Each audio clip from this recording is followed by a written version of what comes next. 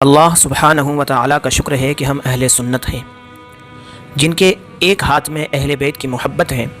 تو دوسرے ہاتھ میں صحابہ کا پیار۔ الحمدللہ، جو شخص ان دونوں ہستیوں کو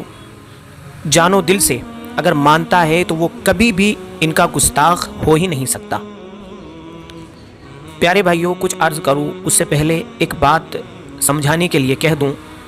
کہ میرا یہ ویڈیو بنانے کا مقصد کسی کا رد یا کسی کا دفاع کرنا نہیں، بلکہ جو لوگ صرف محبت میں ڈوب کر حکم لگا رہے ہیں کسی مسئلے پر اور اصول دین کو طاق پر رکھ کر مسئلے بیان کرنے لگے، ان کو دعوت فکر دینا ہے۔ میں بات کر رہا ہوں دور حاضر میں جو مسئلہ چل رہا ہے، علامہ ڈاکٹر محمد اشرف آصف جلالی صاحب کے اس لفظ کی جو انہوں نے سیدہ کائنات طیبہ طاہرہ بے گناہ بے خطا فاطمہ الزہرا رضی اللہ تعالی عنہا کے لیے استعمال کیا ہے، جس کو موقع پرست روافظ نے گستاخی کہہ کر عوام میں ایک نیا فتنہ برپا کیا، اور انہوں نے کیا جو کیا، لیکن کچھ اہل سنت کے علماء حضرات بھی پورے مسئلے کا ادراک کیے بغیر رجوع کا مطالبہ کرنے لگے۔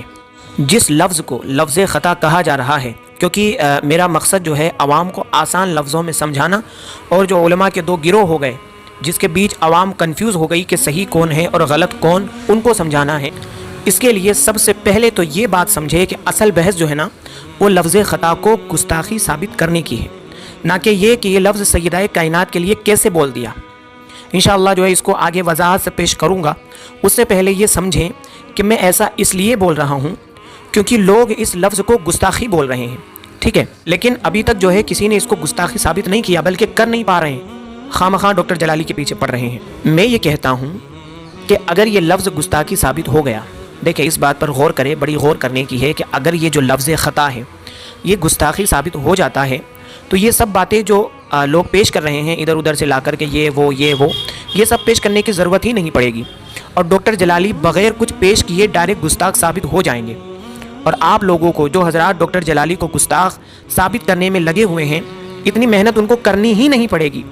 اور ان کو یعنی ڈاکٹر جلالی کو کسی بھی حالت میں رجوع کرنا پڑے گا، کیونکہ اب جو ہے لفظ خطا گستاخی ثابت ہو چکا ہے دلائل سے۔ لیکن یہاں ایک بات اور یاد رکھیں کہ اگر کوئی شخص اس لفظ کو گستاخی ثابت نہ کر پائے اور ہرگز ثابت نہیں کر سکتا، تو جب گستاخی ثابت کر ہی نہیں پایا تو مطلب گستاخی نہیں، اور اگر گستاخی نہیں تو پھر سیدہ کے لیے اگر بول بھی دیا تو کیا ہو گیا؟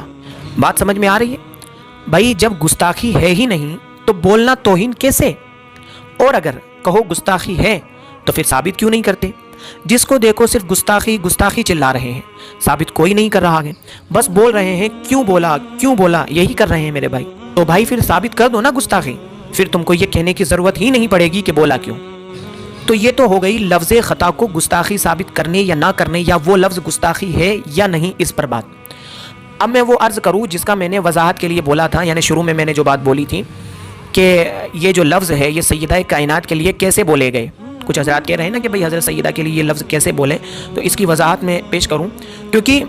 یاد رکھیے یہ مسئلہ ہی نہیں ہے کہ یہ لفظ سیدہ کائنات کے لیے بولے کیوں، مسئلہ یہ ہے کہ یہ لفظ گستاخی ہے یا نہیں،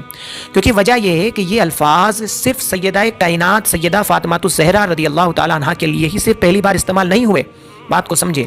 یہ لفظ پہلے ماں عائشہ صدیقہ رضی اللہ تعالی عنہا کے لیے بھی استعمال ہو چکے ہیں، جن کو سرکار پیر سید مہر علی شاہ رحمہ اللہ تعالی نے اہل بیت بھی کہا ہے۔ حالانکہ امہات المؤمنین کے لیے اہل بیت ہونے میں جو ہے اختلاف ہے، لیکن چونکہ میں پیر مہر علی شاہ کی بات کر رہا ہوں تو انہوں نے باقاعدہ طور پر صاف لفظوں میں جو ہے حضرت عائشہ صدیقہ رضی اللہ تعالیٰ عنہ تمام امہات المؤمنین کو اہل بیت میں شامل کیا ہے۔ حوالہ جو ہے آپ ہمارے انسٹاگرام آئی ڈی یا FB دونوں پر جا کر دیکھ سکتے ہیں، اوریجنل اسکین، اور یہاں بھی میں انشاءاللہ لگا رہا ہوں۔ تو بھائی یہ لفظ جو ہے نا سیدہ عائشہ رضی اللہ تعالیٰ عنہ کے لیے بھی استعمال ہو چکے ہیں، بلکہ حضرت آدم علیہ السلام کے لیے بھی یہ استعمال ہوئے، جو کہ معصوم عن الخطا ہیں۔ تو یہ بات عجیب نہیں لگتی کہ یہاں تو گستاخی نہیں، ان دونوں ہستیوں کے لیے تو گستاخی نہیں، اور سیدہ فاطمہ کے لیے گستاخی ہو جائیں، جبکہ اصول تو یہ ہے کہ جو لفظ غلط ہے وہ غلط ہی ہوگا،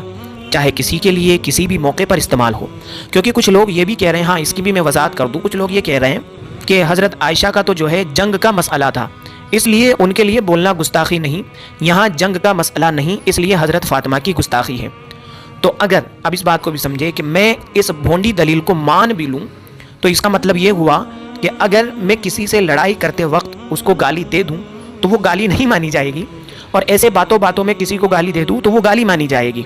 یہی تو مطلب ہوا نا۔ عقل کے اندھو، چونکہ گالی لفظ ہی غلط ہے تو چاہے لڑائی کرتے وقت دوں یا باتوں باتوں میں گالی دوں، گالی ہی رہے گی کیونکہ وہ غلط لفظ ہے۔ اسی طرح سمجھے لفظ خطا جو ہے اگر غلط لفظ ہوتا تو ہر جگہ ہی غلط ہوگا، ایسا نہیں کہ کسی جگہ صحیح کسی جگہ غلط۔ بھئی یا تو ہر جگہ ہی غلط مانو نا، کہ اگر یہ حضرت فاطمہ کی گستاخی ہے تو پھر حضرت عائشہ کی بھی ہے اور حضرت آدم علیہ السلام کی بھی، اور لگاؤ پوری امت پر فتوے۔ اور اگر لفظ صحیح ہے تو جس طرح حضرت آدم کی گستاخی نہ ہوئی اور نہ ہی حضرت عائشہ کی گستاخی ہوئی، تو حضرت فاطمہ تو زہرا رضی اللہ تعالی عنہا کی بھی گستاخی نہیں ہو سکتی ہے۔ اور جب گستاخی ہے ہی نہیں، پھر میں اسی بات پر آیا ہوں شروع والے پر کہ مسئلہ صرف لفظ کا ہے، کہ اگر گستاخی ثابت ہوئی ہی نہیں، بھئی اگر غلط نہیں ہے تو پھر کسی کے لیے غلط نہیں ہوگا، اور اگر غلط ہے تو سبھی کے لیے ہوگا، لیکن اینڈ میں یہی سر مار کر بولنا پڑے گا کہ غلط کسی کے لیے نہیں ہوگا۔ تو جب کسی کے لیے غلط ہے ہی نہیں، گستاخی ہے ہی نہیں، بلکہ اللہ اکبر اس پر تو جو ہے حدیث کے مطابق اس لفظ پر تو ثواب ہے، بخاری شریف میں جو حدیث ہے مشہور اس پر ثواب ہے، تو میں سمجھتا ہوں کہ اس لفظ پر زبردستی توبہ کرانا سوائے رافضیت کو بڑھاوا دینے کے کچھ نہیں ہے، کیونکہ جس لفظ پر ثواب ہو، جو لفظ غلط ہو ہی نہ، جو لفظ گستاخی ہو ہی نہ، اگر وہ سیدہ کے لیے بول بھی دیا تو اس میں مسئلہ کیا ہو گیا؟ باقی تفصیل حضرت آدم پر بھی جو ہے کچھ لوگ بھونڈی دلیلیں دے رہے ہیں، انشاءاللہ جو ہے اس کا میں سیکنڈ پارٹ بھی بناؤں گا، جس کے اندر جو ہے ان باتوں کو بھی میں تفصیلاً انشاءاللہ رکھوں گا، اور فیصلہ عوام کا ہے۔ میں صرف جو ہے اس بات پر جو ہے یہی گزارش کروں گا کہ حق کو سمجھنے کی کوشش کرے۔ مسئلہ یہی ہو گیا ہے کہ اہل بیت کے نام پر جتنا لوگوں کو گمراہ کیا جا رہا ہے، یہاں تک کہ اہل بیت کا نام لیتے لیتے سامنے والے صحابہ کی توہین بھی کر جاتے ہیں، ہمارے علماء کی کانوں پر جو تک نہیں رینگتی ہے۔ تو یہ روافظ کا ایک چال ہے، روافظ کی ایک جو ہے دھوکہ ہے، جس کو سمجھنے کی ہم کو بھی ضرورت ہے، ہمارے علماء کو بھی ضرورت ہے۔ باقی جو ہے روزانہ کے اپڈیٹ کے لیے آپ ہمیں جو ہے انسٹاگرام فیس بک پر جو ہے فالو کر لی ہیں۔ باقی اللہ تبارک و تعالیٰ کی بارگاہ میں دعا، اللہ تبارک و تعالیٰ سبھی کو حق سمجھنے کی توفیق عطا فرمائے۔